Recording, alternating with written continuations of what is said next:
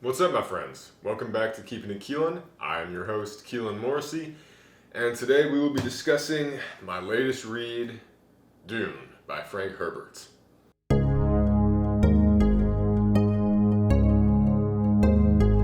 And by my latest read, I mean I've read about a third of it. I'm making progress. I'm a slow reader in general. I do love to read, I really do. For a good few years of my life, I kind of fell off of reading. As a kid, I loved it. I was very passionate about books. I kind of fell off, I think, during like certain years of school. They kind of sucked the joy out of reading, and you know, having to always annotate and always write an essay and always analyze. I never really had time to just enjoy and soak in what I love about books and really get to know an author and get to know a story, the way I like to do.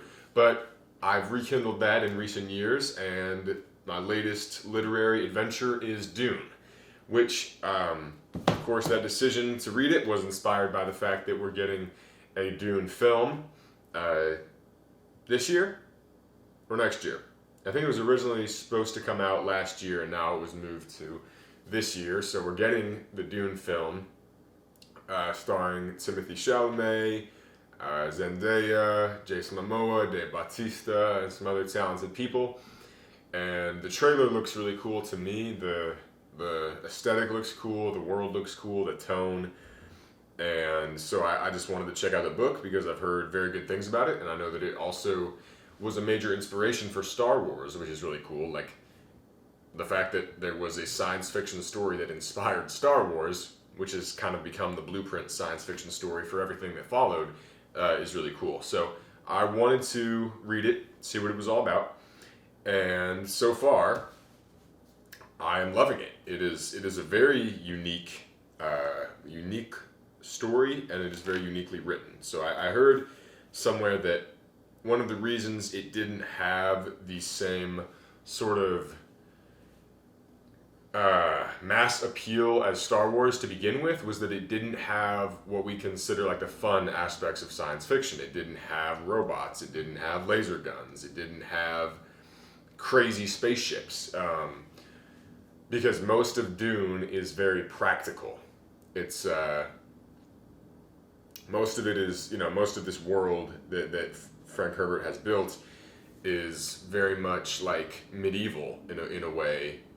It's like a feudal system, but in space, and so it's really interesting. And there's some level of sorcery and magic, but it's mostly very grounded in actual possible things. But it's technology, not in the sense we think of it now, and certainly not in the sense that we see in most science fiction films.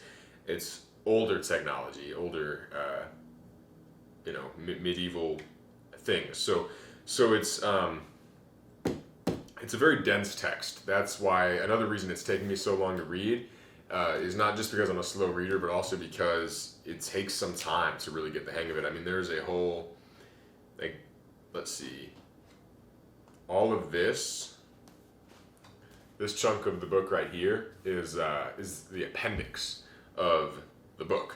So this, like 100 pages, maybe less, but it's all terms and people that exist in the Dune universe that aren't outright explained at any point in the book. So there's a lot of flipping to the back to try to understand what the heck the characters are talking about or who or what they're referencing. So it's cool in that you get to feel completely immersed in it. Like, it's not like you're being spoon-fed the information. Oh, this is what this is, and this is who this is. You actually feel like, oh, you've just sort of been sucked into this universe, and now you're here, and now everything's crazy, and now you have to sort of get the hang of it.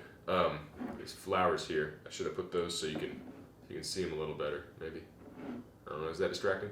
Can't decide. So. Yeah, it's a very dense text, lots of concepts, lots of information, lots of stuff. I mean, there is really just a multitude of things to learn, and it took me a while just to even understand sort of the basic premise of this book, just to understand the idea of you have the two rival houses. You have Arrakis is the planet that is also known as Dune.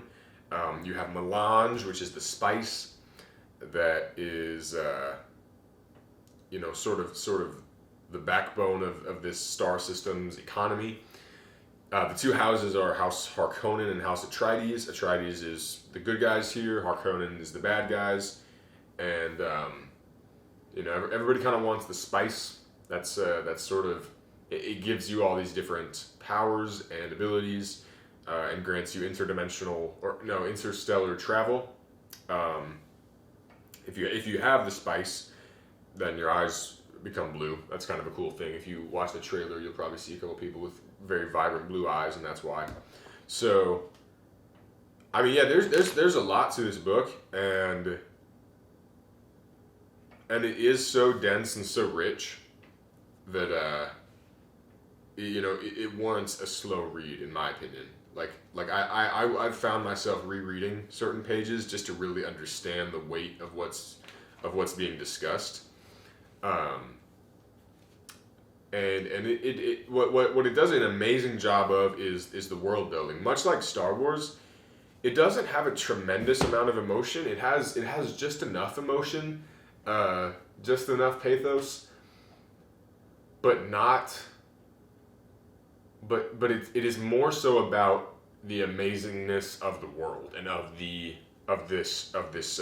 star system and of these individuals and this crazy fictional trading system and this wild planet with these crazy creatures, the sandworms. Like, it's very much just about immersing you in this potential world, rather than making you really feel for the characters. So generally, I do prefer emotional stories, and if you can balance that, if you can hit me with emotion and hit me with a crazy, fantastic universe, then I'm sold. Like, that's one of the main reasons I love Zack Snyder's DC films, or a lot of DC in general, especially the Green Lantern realm of comics.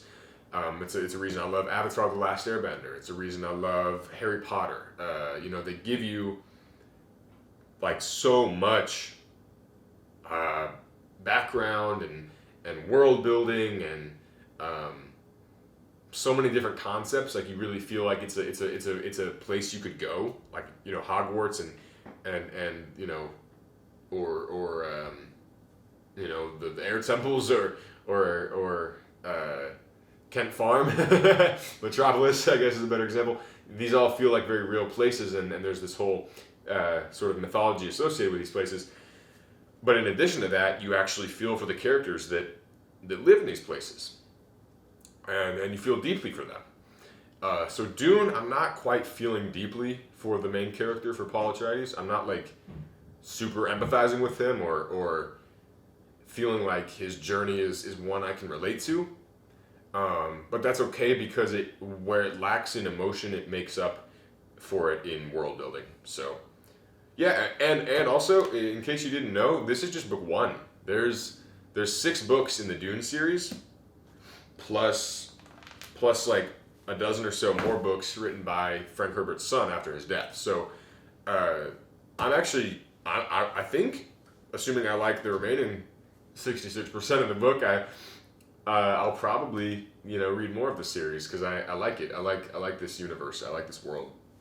So yeah, it's super interesting. I really do recommend it. Hopefully, I'll finish by the time the movie comes out. We'll see. And I also am looking forward to reading the graphic novel, which is inspired by the book. Once I finish the book, I'll read the graphic novel, and maybe that'll even give me sort of a better visualization of some of these crazy concepts that's kind of hard to wrap your head around. So yeah, highly recommend Dune. Terrific book. Yeah, and I will update you again probably once I finish it. But it's great. It's a great book. So yes, add this to your reading list for 2021. And yeah, thank you so much, guys. Thank you for watching. Thank you for hearing my little review of this book that I am currently reading and not yet finished with. And do subscribe if you don't mind for more pop culture videos, mental health videos, adventure videos, feature films, fan films, anything else. You name it. It's all here on Keilan Morrissey's channel and Keilan.com. So check it out. All right, peace out, guys. Thanks so much for watching. Peace and love.